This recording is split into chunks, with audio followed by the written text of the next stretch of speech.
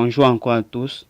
Dans cette seconde partie de la formation, je vais vous présenter l'interface de l'application Power Director.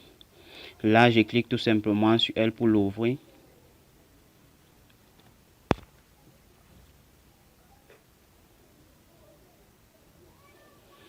Une fois qu'elle s'ouvre, là, je clique d'abord sur Premium. Là, vous avez le message, vous avez débloqué ces fonctionnalités contenu Premium. Toutes ces fonctionnalités que vous pouvez avoir l'aperçu. Parce qu'en mode gratuit, vous ne pouvez pas les avoir. Donc, toutes les fonctionnalités Premium ont été débloquées.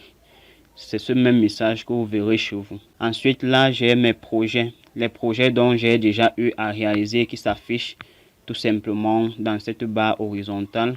Et si vous voulez remodifier un projet, vous cliquez tout simplement dessus.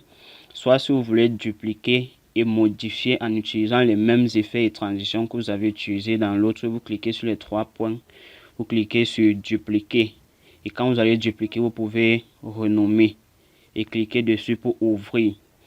Là en bas, vous avez les fonctionnalités tendances qui sont les fonctionnalités déjà débloquées avec la version premium que vous allez utiliser. Les transitions, les titres néon, les transitions bobines, avec tous ces éléments là. Là en bas, vous avez d'autres fonctionnalités. Vous avez les didacticiels qui sont des vidéos complémentaires qui vous permettront ainsi d'étendre vos performances davantage avec l'outil en fonction de ce que vous voulez.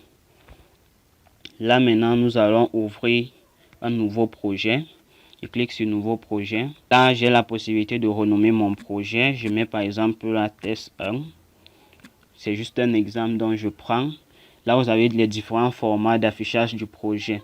Là, vous avez le format 16:9 qui est le format le plus utilisé. Nous avons le 9:16 qui est le portrait du 16:9.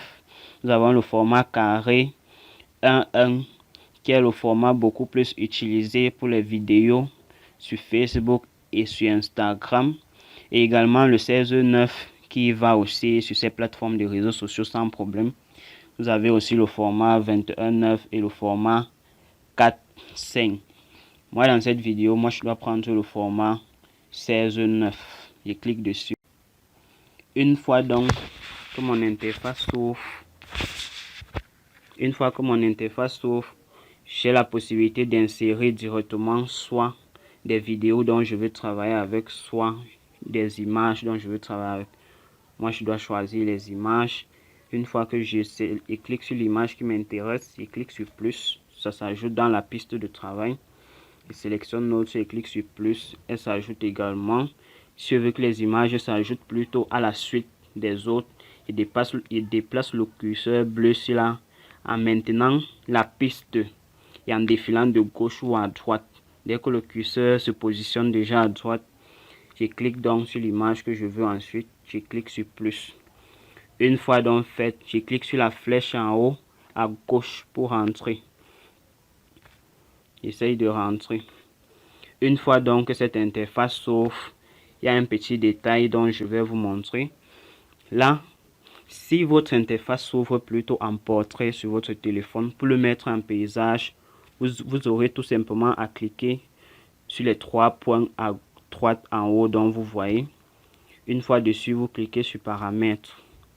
Et une fois dans paramètres, vous cliquez sur changer le mode édition de l'interface. Chez moi, c'est déjà en paysage. Si vous êtes en portrait, vous allez voir plutôt portrait. Vous cliquez dessus. Et là, vous cochez paysage. Une fois coché, vous retournez tout simplement avec la flèche du haut en arrière. Vous cliquez également, vous rentrez. Une fois donc que vous êtes arrivé ici, vous cliquez dans le panneau de gauche. Vous voyez le losange qui est incliné là. Vous cliquez dessus.